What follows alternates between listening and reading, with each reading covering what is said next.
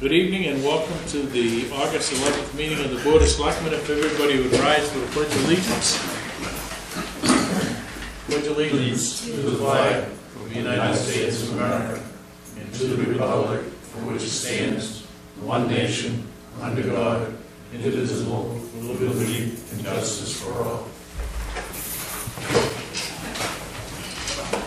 Okay, good evening and welcome to those who are here with us tonight or tuning in. There's no public hearings this evening. Any announcements from the board?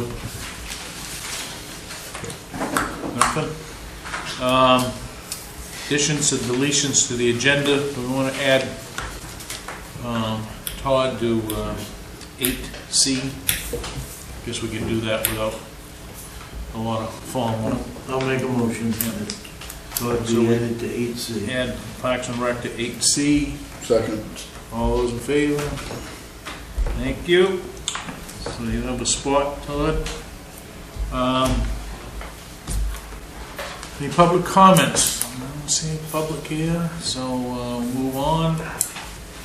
Correspondence and treasurer reports are now available for the this week. Motor Vehicle and Excise Tax reports are also available if anybody's interested. Just give a call to the town office and we can set you up with that, and I believe that they are posted on the town website. So let's go into reports and staff initiatives. Selectmen's reports. Anything, Dwayne? Just a few complaints. Yep. Dave? I have nothing this week. Gordon? I have nothing this week. Dana?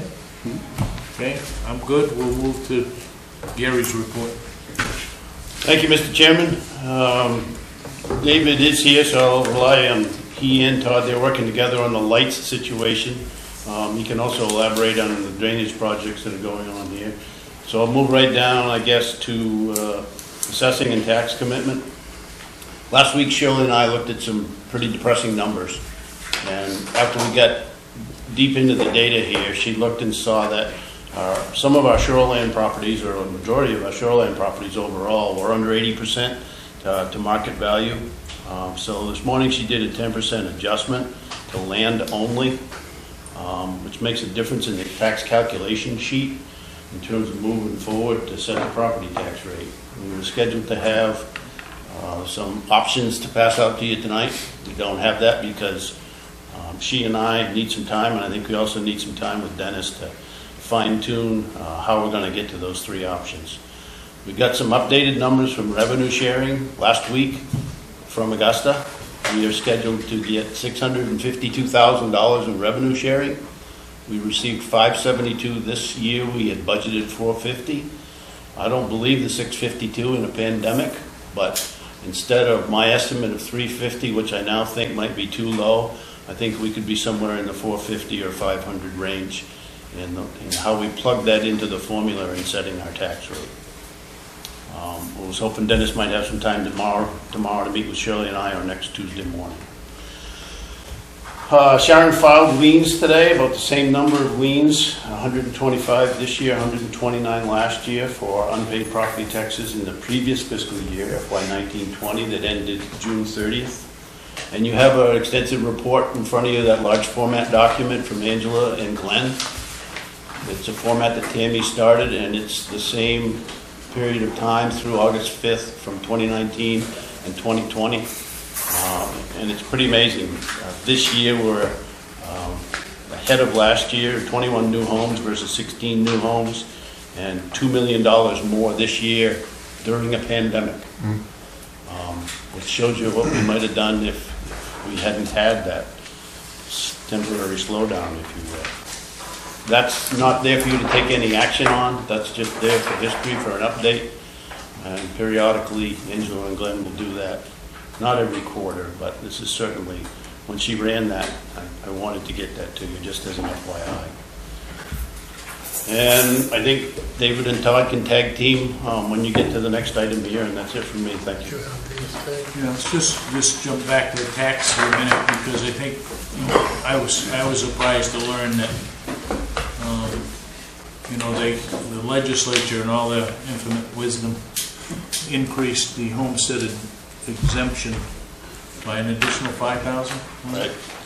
And unfortunately, which I guess Shirley explained to me the other day, is that comes out of the total valuation of the town, and then it gets washed out with the reimbursement, because we only get 50% reimbursement, right?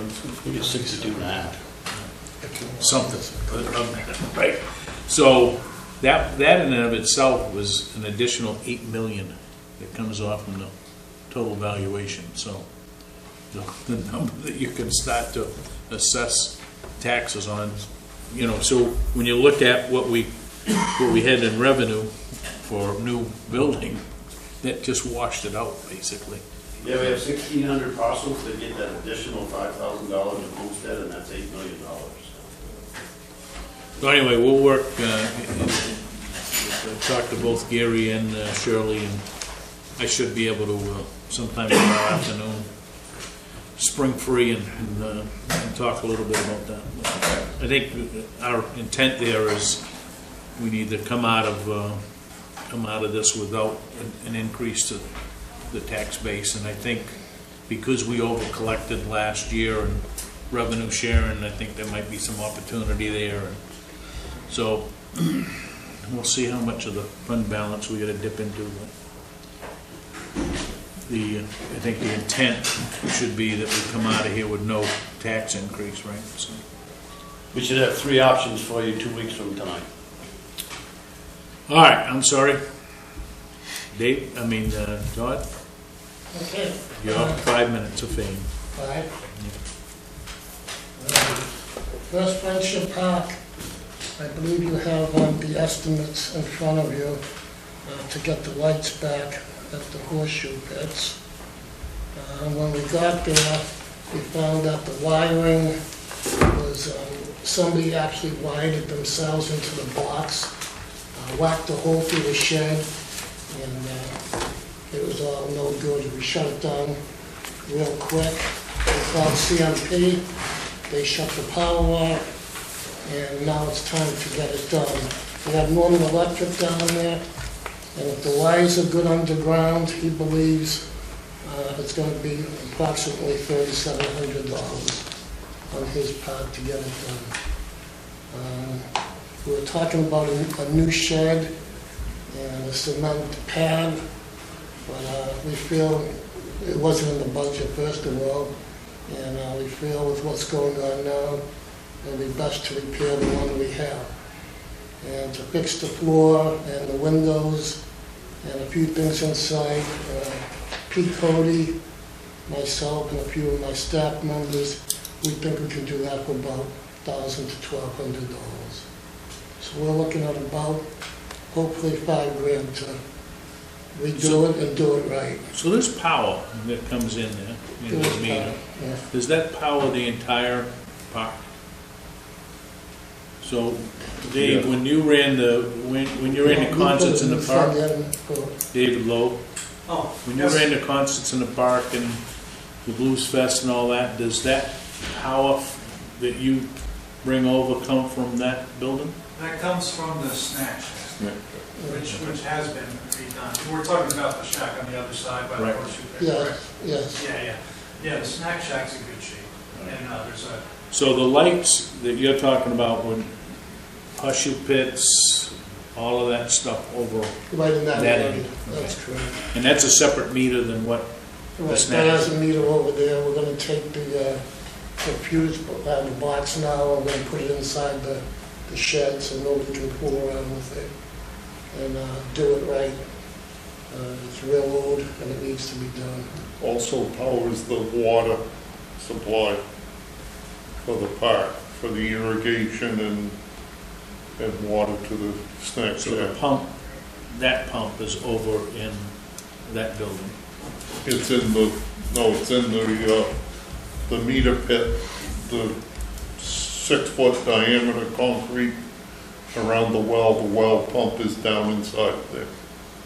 But the power to that well comes from, From that meter, yeah. Also. So you're telling me that was vandalized? or it was just done incorrectly? I wouldn't call it, I don't think they're vandalizing it, they were doing it the best way they knew how without asking anybody to run power. So, I'm not gonna, But somebody got the central main meter tag, right? The tag on the meter was Yeah, gone, they yeah, did, that was they broken. beat up the Yes, meter, that was yes. broken, so somebody, yes. Right. The meter was duct taped onto the board there. oh, yeah, that's. So that's vandalism, because you can't cut tag off the meter unless you Yes. contact central main. Yes, And if you go down there and look at the building, you see somebody was really crude to make a hole inside of the building. right. Pete and myself actually put shingles up, and we fixed the building before, and somebody smashed a hole in it to run a wire. And, yeah, do they do it to, as vandals, to be jerks? They did it to get lights and what they needed for power, so. How long ago was this done? I couldn't tell you the exact date when it was done. No, but I mean, this year, last year, or? I'd probably say within the last year, We were in there before and we didn't see that.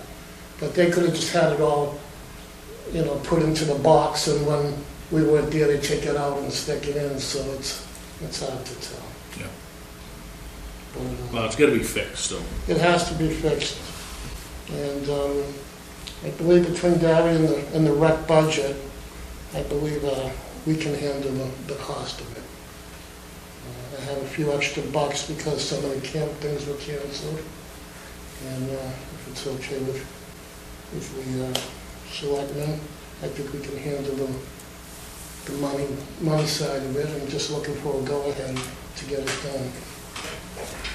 You don't need us to tell you, Or if you need us to say it's gotta be fixed, then I guess we can say that. Okay. You can cover the whole thing from your budget, 5,000. Pretty close, yep. I think we can do Lions field? Want to talk about that one? that. Sure. Lions Field,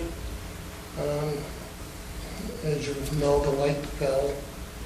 We were there today. We took David and his crew. We have fencing now blocking off. God forbid another one falls. We'll fall inside the fencing and nobody will be around it. We're not sure if we should shut down the park totally until all the lights have been taken down. There's not a whole lot scheduled for us right now, but we have football hopefully starting, and maybe some other things there in the future. It's gonna cost some money. I don't have a price on it yet. I have people looking into it.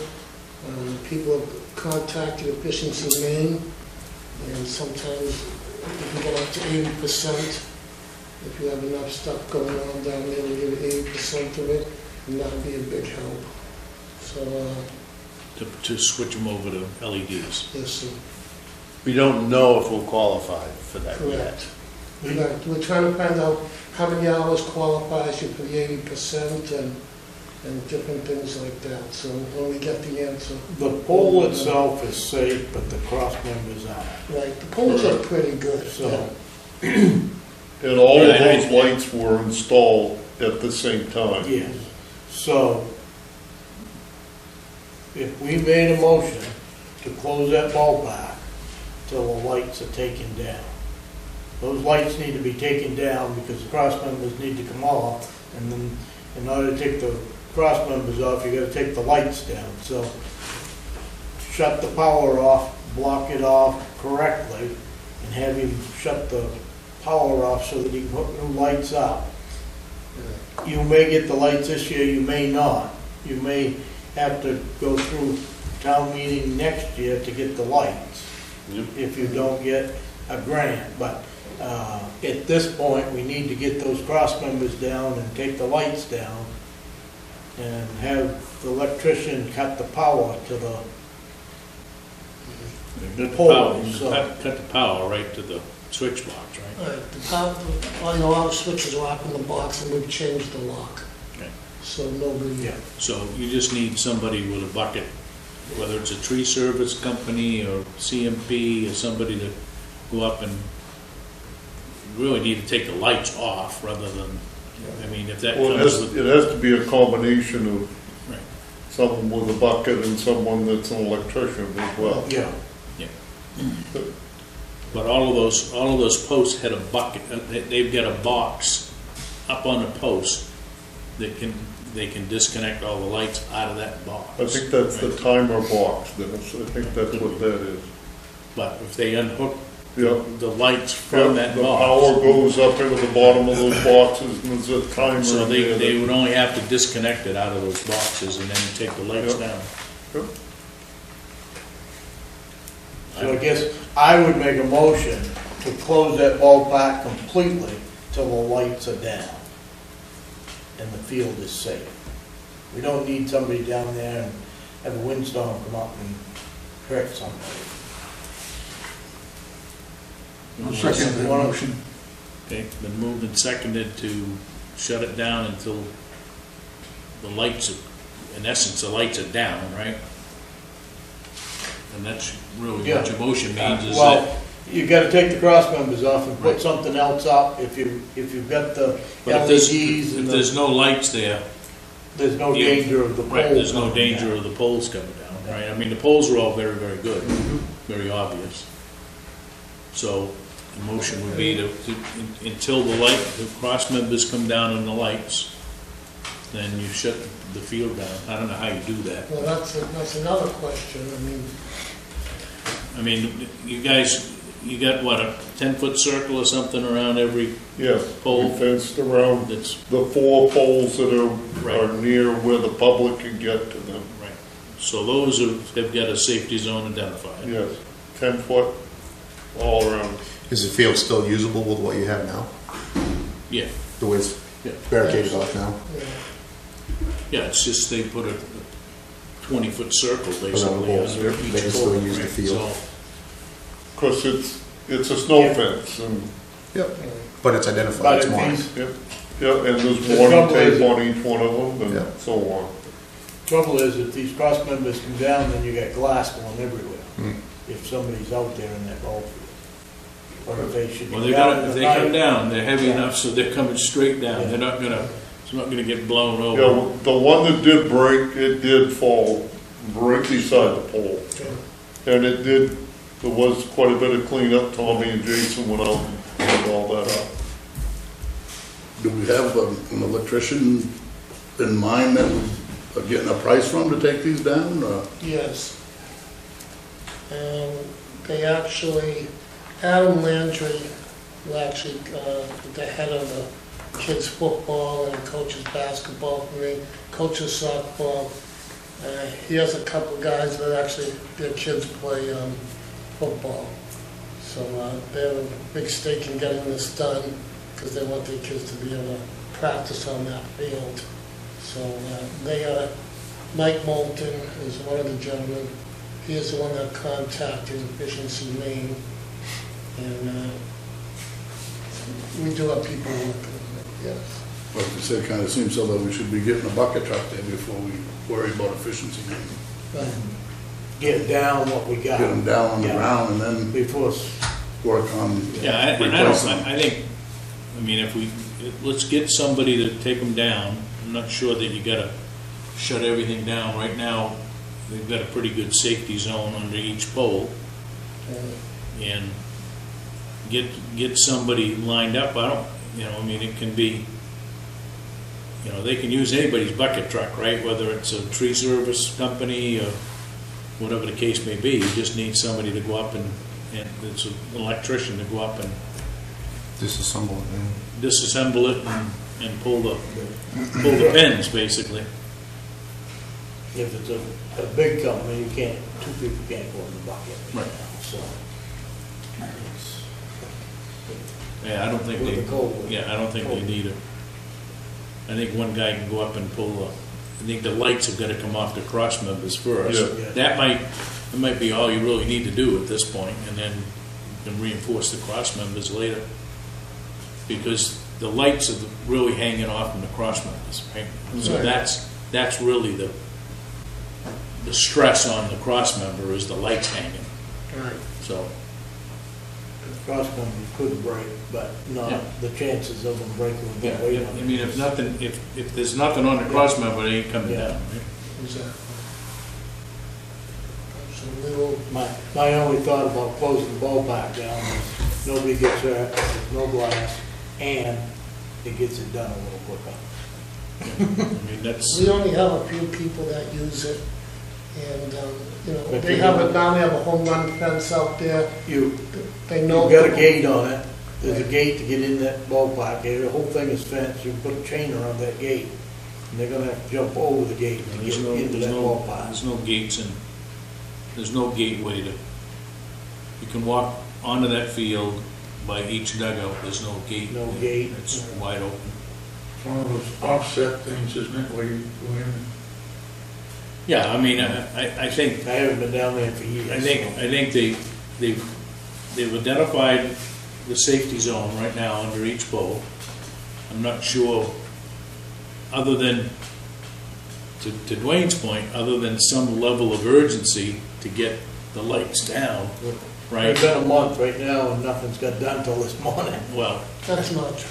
Well, I think that Scott, and Todd and I have an urgency because he has people that want to use it in the near future, so we will get right after that and get it done. so we got a motion on the floor to shut the entire facility down. I'm not sure how we do that based on, you know, the discussion we had down there yesterday. I have one more game/practice scheduled for Thursday night. That is those are the last people that I have given permission to use the field. Can we let them finish off, and I won't give out any more slips after that until it's all done? I guess that's a counter to the shutting it down, right? So, we got a motion and a second to shut everything down until we can get at least the lights down. And then I guess you can do what you need to do. There's not gonna be any lights there until you get that resolved. Is there a reason that those timers have to stay on the pole? I'm thinking if we're gonna do all this work, why don't we take the timers and put it inside the shed where you got your control boxes, and that will, you know, and have everything in one place, and you I'm don't sure, take I'm a sure the chance. lights, I'm sure there's all kinds of new stuff when these things were put up, so when I we mean, go to, we're talking about 25, 30 years ago. right, this when stuff. we go to replace it, it'll be up to dated. I'm sure there's up to dated ways to do that now. So, yeah, so yes. Just saying, you know, I don't want kids down there throwing rocks and knocking the timer out.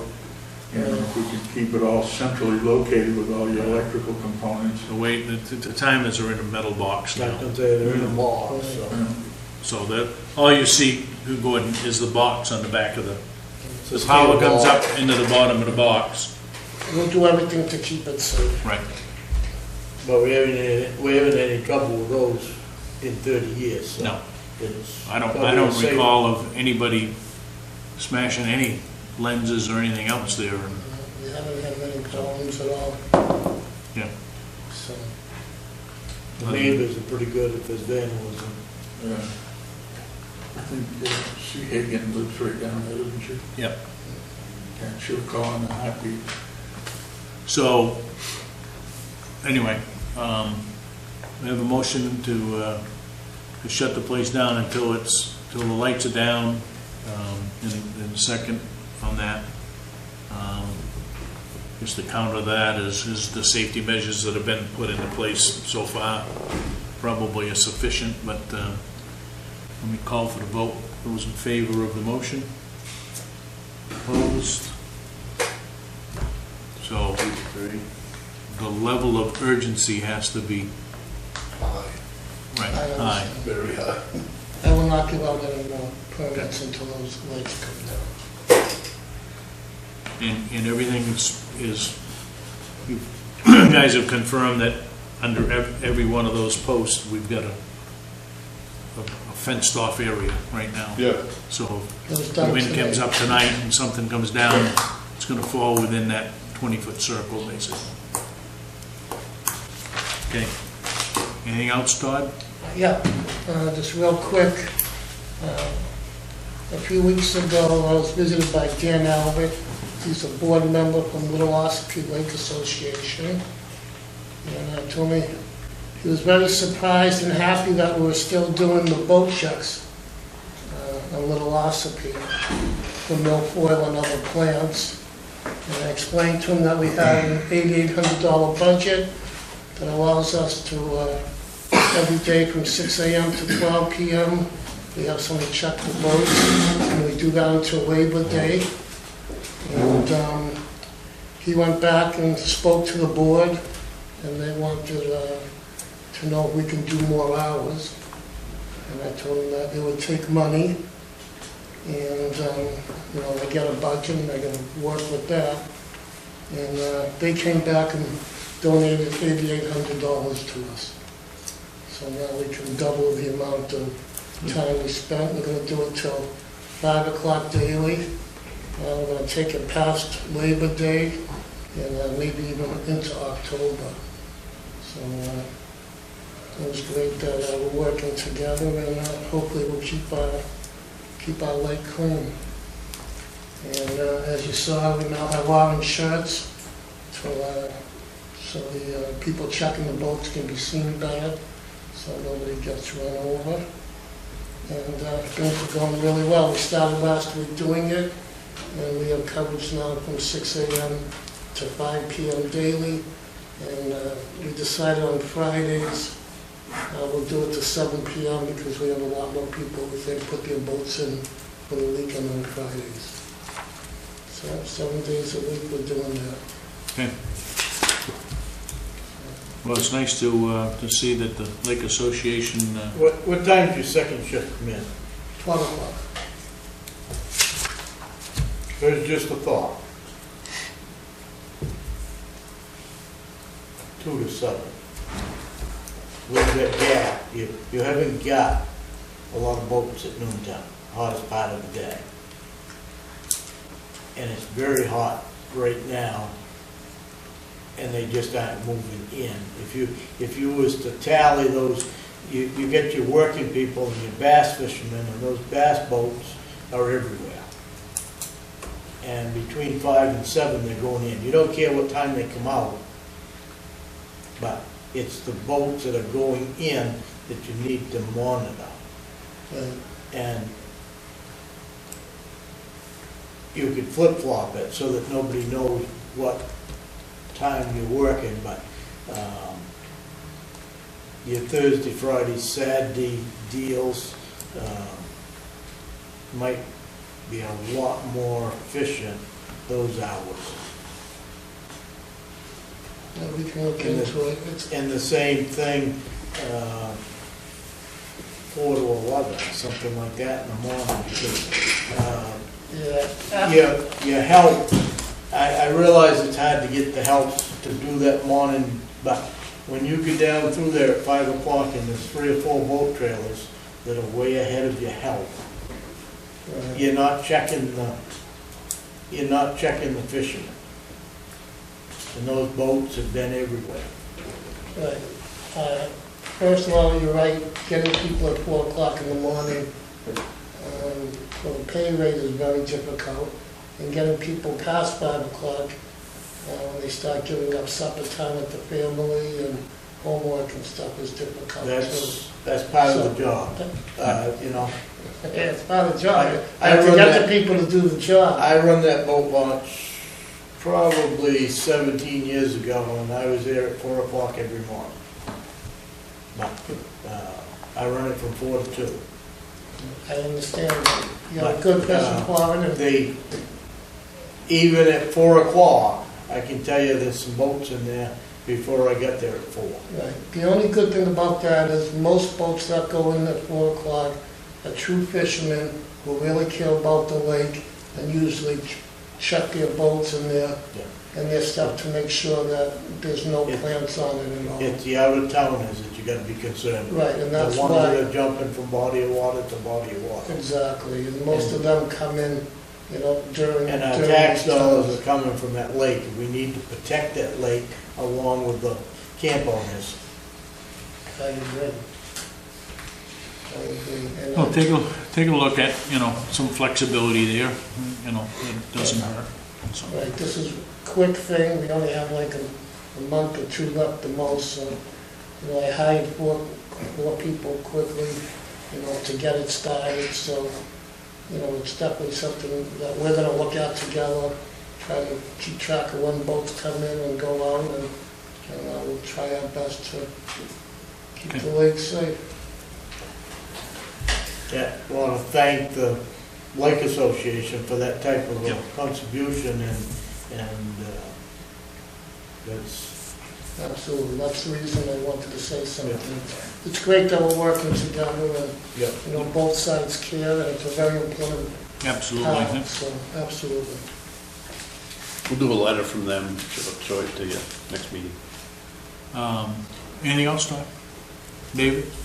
I have something else to do that I'd like to bring up about the boat launch area.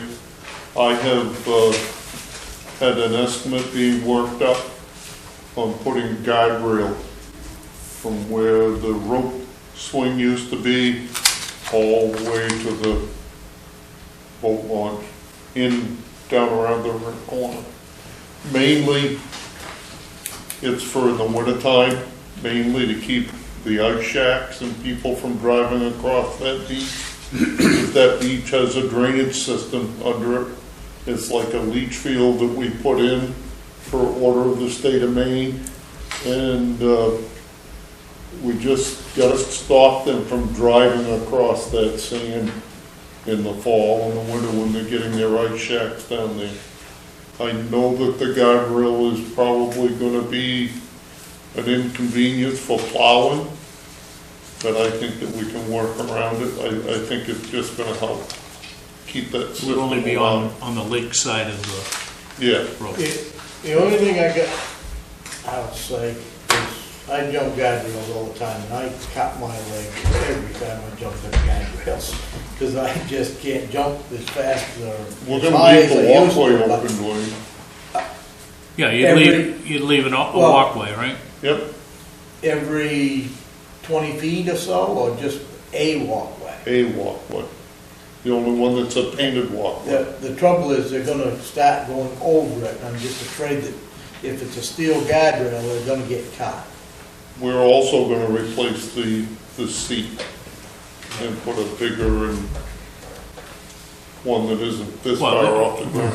Whatever you put up for, Those was whether up it's, off the ground at one time. I think those have sunk in that sand.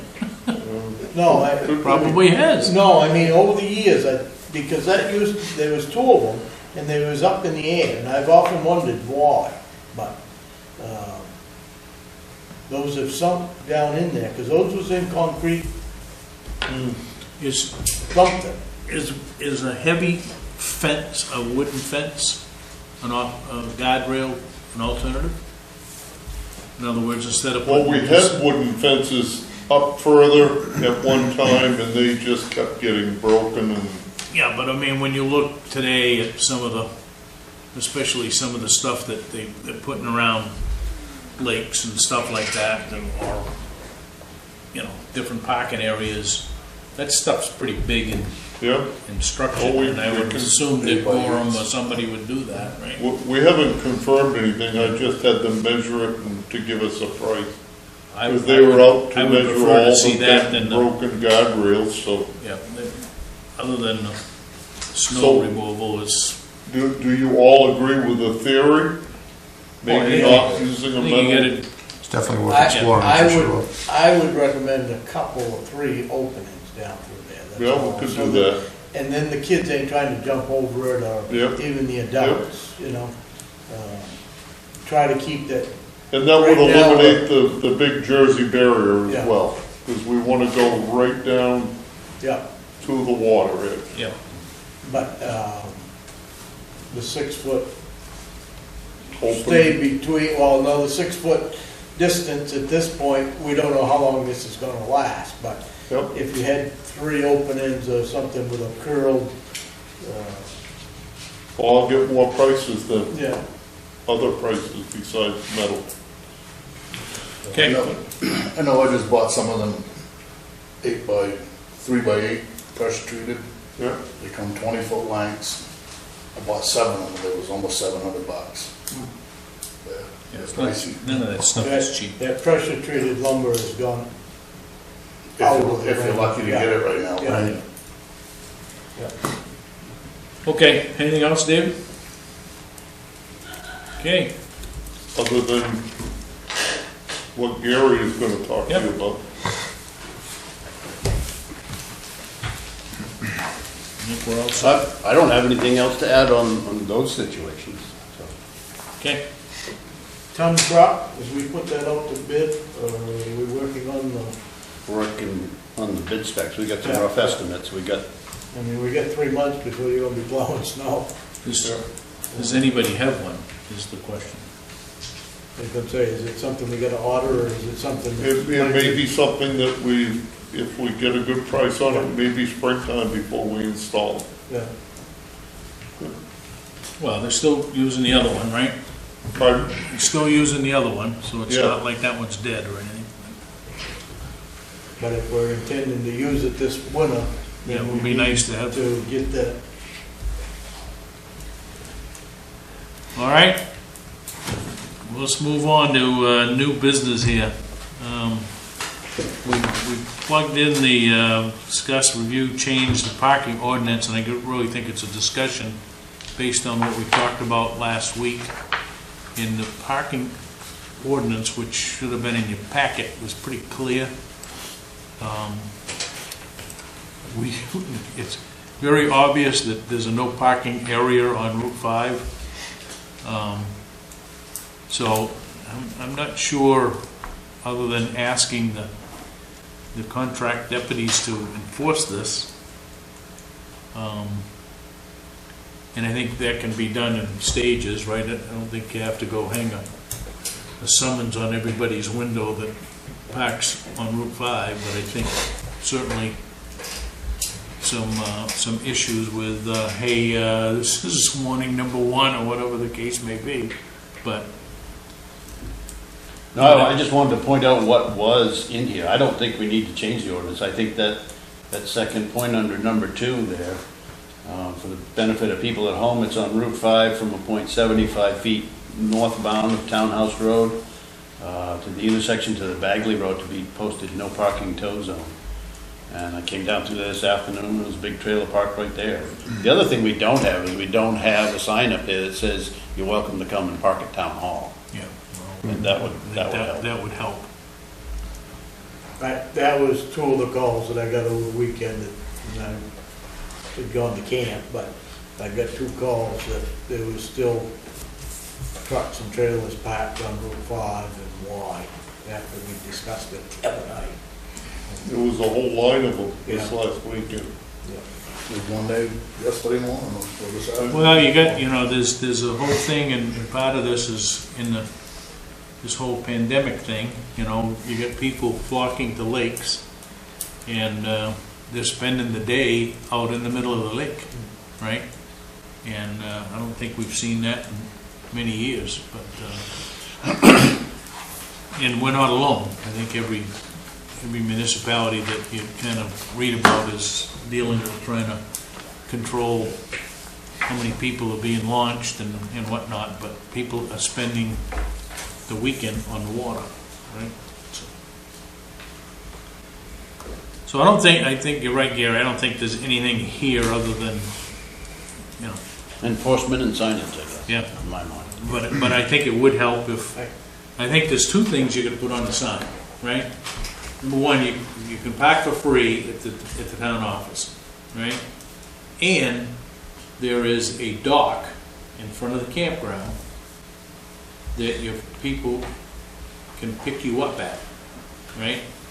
So you don't have to walk all the way back to Goville Park. You can walk to the campground and have people pick you up there. Now, I guess the other question was, who's gonna put a sign on that dock? David Boza said he's gonna get a sign to that effect. I, I haven't seen it yet. there should be something on that says half hour, 45 minutes, Yeah. whatever. The time limit. Docking, Yeah. docking for 45 minutes or an hour or whatever. There should be a timeline so that somebody's not pulling in there at 7 o'clock tonight and docking till tomorrow morning.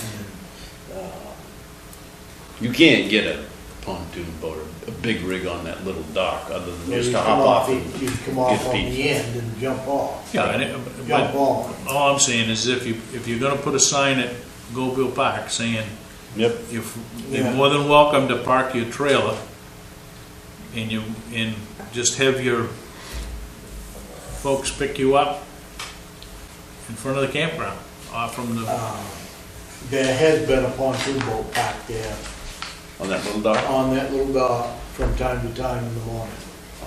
Yeah. Well, I'll see what Mr. Bose is putting up for sign and we'll go from there. I don't know if you, next time you drive through Goldville Park, look at all the signs down there. My gosh, between what Roger did and what we've done, there must be 30 signs there. It's excessive down the other end. well, Roger shouldn't be putting any signs up on town property. Well, he owns some of that and we have the right to pass over it. Yeah. So, he's got his grass signed. We have We own this. the fence, so court ruling in our favor. We do. We definitely own that fence. All right. Anything else on parking and traffic? We got ahead of me.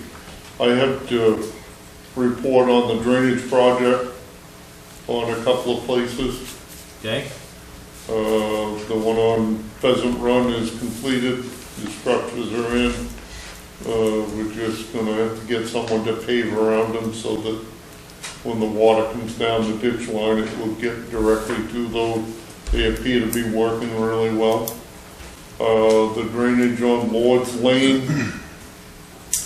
we had a little bit of a wrench thrown in the works that the property owner on that road will no longer let us use the two culverts that drain that ditch line. So now we're gonna have to put a second structure in. We had planned on putting one in. Now, whoa, where's the road easement up through there?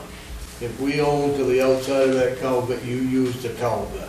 He Now, how claims was the that there's land no going on? easement ever been formed. You've got a 50-foot right-of-way up through there. Oh no, this is a cross culvert that goes from the ditch that we have to rebuild across onto private property. Okay, but that has drained over that for years and years. Yeah, and then ultimately it drains back onto, across from Chapman Ridge Road.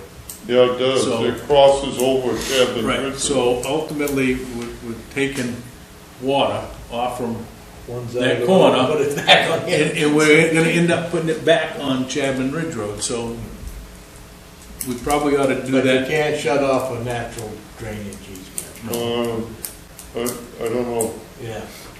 Well, that would stand up in court very highly. We've had a number of And discussions If we wanted to relative replace to. that culvert, we can replace that culvert If- just as she lays. Well, I If- don't think the culverts aren't that bad. It's Yeah. just that the property owner doesn't not want that water there any longer. So that's gonna, the structure that I was going to put in there is no longer gonna work, so we're gonna have to have some holes cored in it. And we're gonna have to go diagonally across Chapman's Ridge Road and put a second basin, run some pipe down the side of the road and then open it up to where the water already was going. And I'm gonna go speak to that gentleman that owns that property tomorrow. He wasn't there today. And we'll make sure it's okay to do that. If not, we'll have to run Well, it he's- further down the road. He's getting the water anyway, it's just going around somebody else's house. That's right? correct. That's correct. And it's gonna be quite a bit more expensive for us to do it. It was just a matter of cleaning the ditches out before and flushing out the culvert and maybe replacing the culvert, and that's not acceptable anymore, so we'll go in another direction and get it fixed. Okay, anything else, David? No, that's All right. that's it. Let's jump to the ladder truck financing update in order to approve. Had a memo in your packet, and we had 3 prices, I guess 4 inquiries.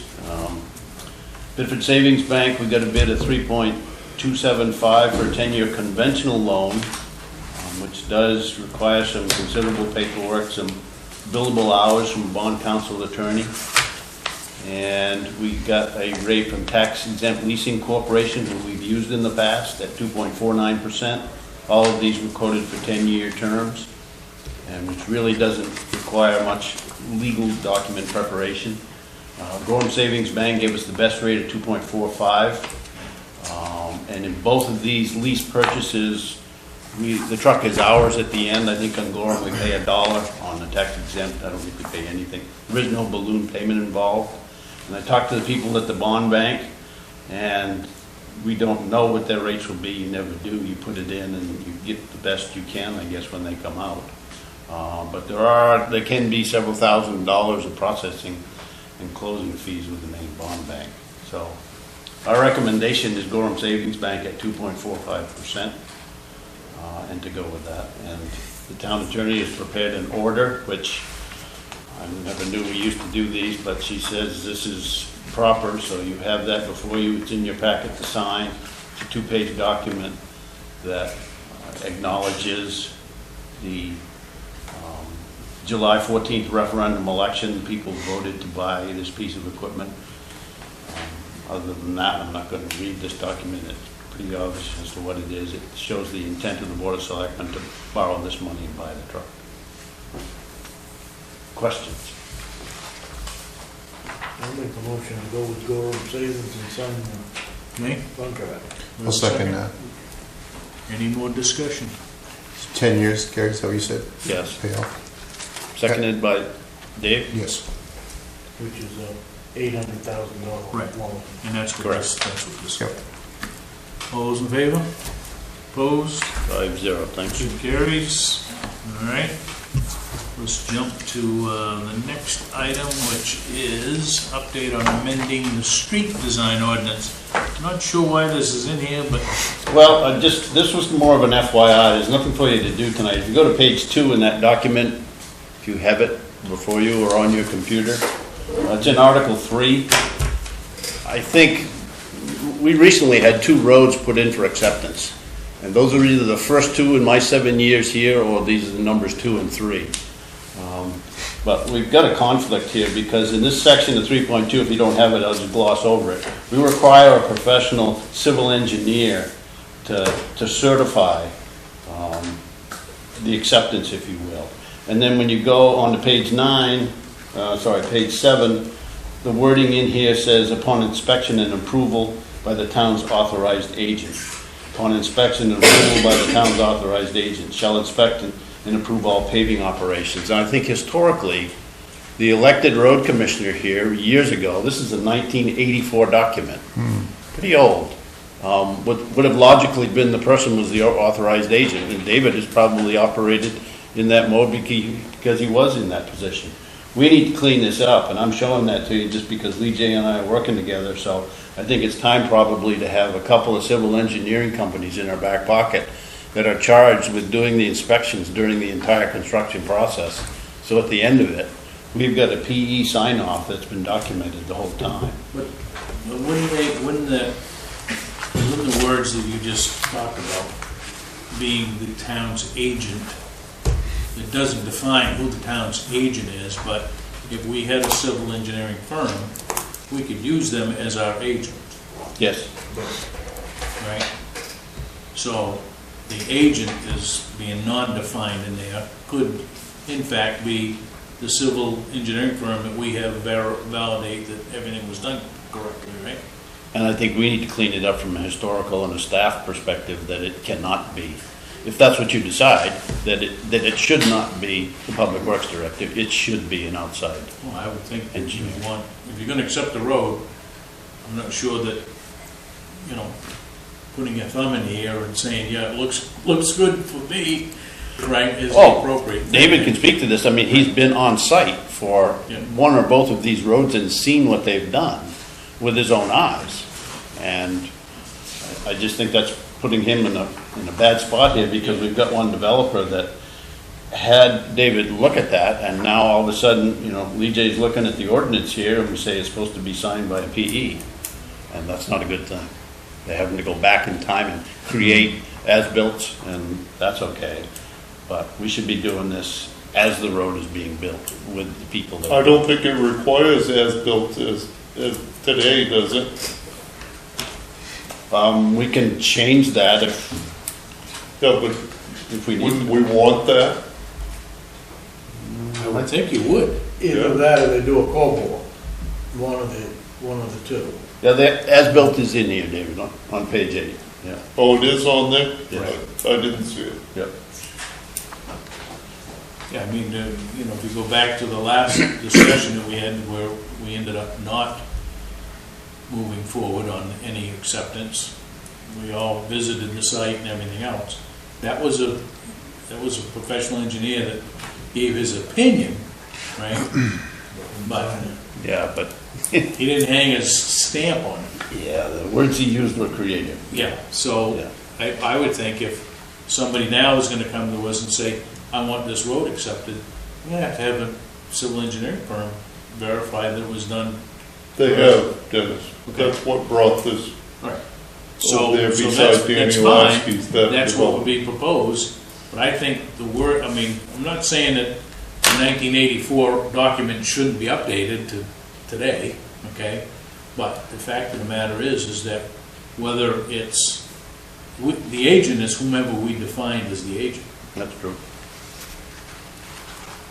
That might be a workshop with the road review to look at that, Yep. or planning board, or whoever, but I think we give Lee J a shot at it Yeah. and change these things and probably punch it to road review first.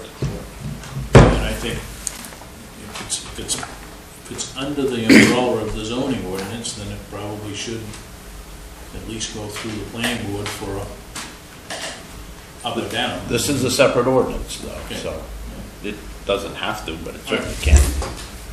Well, didn't we it is a working ordinance with the planning board. Didn't we put the driveway ordinance under? To get a road, a town road. Yeah, and Lee J and I were talking about whether or not some or all of this should be part of the subdivision ordinance. Well, I would think that we wouldn't do a subdivision unless they met this I requirement. think we would just refer to it, and this needs to be fixed for that. Anyway, stay tuned. You'll see more in this in the future. Okay. While we're on this subject, anybody know what the status of that street is down there that we viewed? The last time I heard, they were gonna go back to the original developer and see if, That's not happening.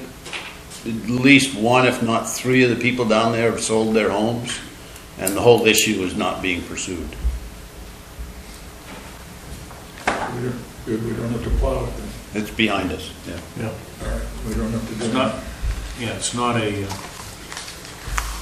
So not, somebody else will take it and drive it. right. Somebody else may spin it back up. They still gotta build a turnaround in the bottom of it, And they get approved that it was, what's in it, Yeah. right? Okay, let's jump to D, new business D, discuss possible vote on Friendship Park corrective deeds, finally. Praise the Lord, we're finally at the end of this ordeal. And for Dana and David's benefit, in 2010, the town mistakenly deeded Friendship Park to the Land Trust, one of 9 parcels done on that meeting. There's been a corrective deed that you've received that actually undoes the original one, and it's a new replacement one. And there's been a corrective conservation easement that is, good Lord, I don't know, 30 pages long here, because those conservation easements are automatically part of land trust property. That's why those 2 documents are there, and were sent to you. That's why you have to sign those 2 documents this evening to fix this. Natalie's been, not Natalie, but one of Natalie's real estate cohorts, been all over this, along with the land trust attorney. So this is right from these 2 attorneys, and I'd say this is done and ready to be passed. So, happy to answer questions. If there are no questions, I would entertain a motion to move forward with signing the corrective deeds. So moved. You have a second? Second. Any further discussion? This is what we discussed the first meeting that I was at, correct? Yes. It's already been discussed and it's corrected now and we're ready to sign on it. And this is to officially get the deed transferred from Friendship Park back to the town. Understood. And to transfer the Balance. of property the behind Friendship to the land trust. So it's actually behind Lakewood Drive, right? Yes, Right. yes. Okay, any other questions? All those in favor? Opposed? 5-0. Done. Thank you very much. Okay. Finally. Discuss, we get the lawyers involved. I know.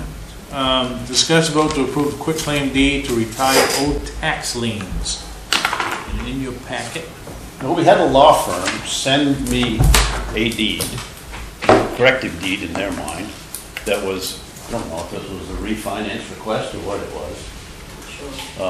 But anyway, they sent it along, and Julie had some input from the registry and did one in a way she's used to, I guess. So I sent it to Natalie. And Natalie's version mirrored the one from the attorney that originally came. So that's the version that's before you in your packet. It's short and it's sweet. It's entitled Corrective Deed. The one in your the signature packet anyway. I think the one that was posted in your packet did not have the word corrective on it. But that's what she advises, to retire these old tax liens. That's all it is. It's so retiring. these are all Lake Arrowhead Estates lots, right? It's one lot, Dennis, Oh, yeah, okay. and it was, back in 2001, it was not released properly. Yeah, this goes back to what, 96, 97, 98, 99, 2000, 2001, so. Right, that's when the auction was. Back to the Big Panther. Goes back to the Pink Panther, right. So what's your pleasure on this? Entertain a motion to approve the quitclaim deed to retire the old tax liens. Somebody want to make that motion? Under the lawyer's recommendation, I'll make a motion that we sign. And do I have a second? Second. And seconded by Dave. Any further discussion? Sensing none, all those in favor?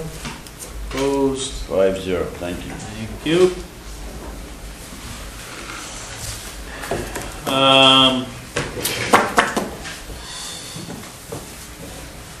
Update on Bennett Hill land swap. Last Monday, 8 days ago, Doug Jr. and I had a conversation about the access agreement that the geologist engineering firm needs to use for a phase 1 assessment. Doug and I talked that day and said that his father would sign it. And I haven't seen it yet, so this update is going to be short.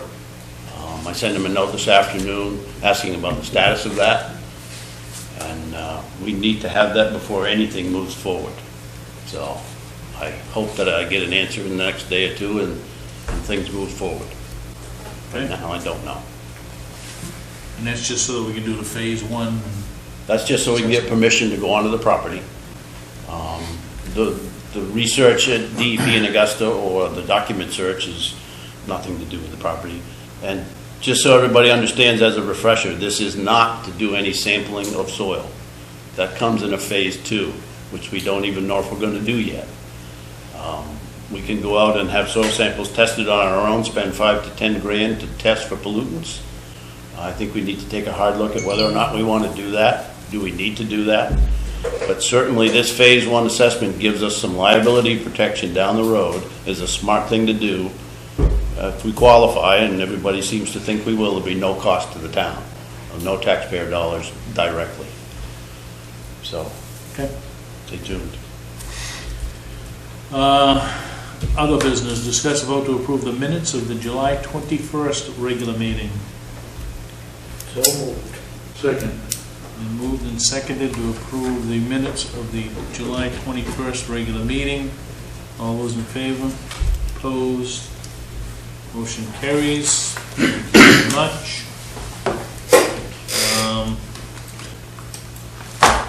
Pending decisions or comments or week's action list, I think we're all set on.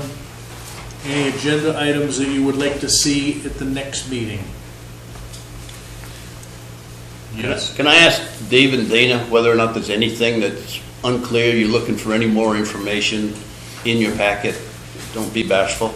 No, I'm not bashful. If I have questions, I'm certainly going to ask. So, just keep us posted. Thank you. Well, I don't think you're going to be bashful. So if you need something, holler. All right, we'll churn through, and if anybody thinks of something you want to throw on the agenda, give me a call.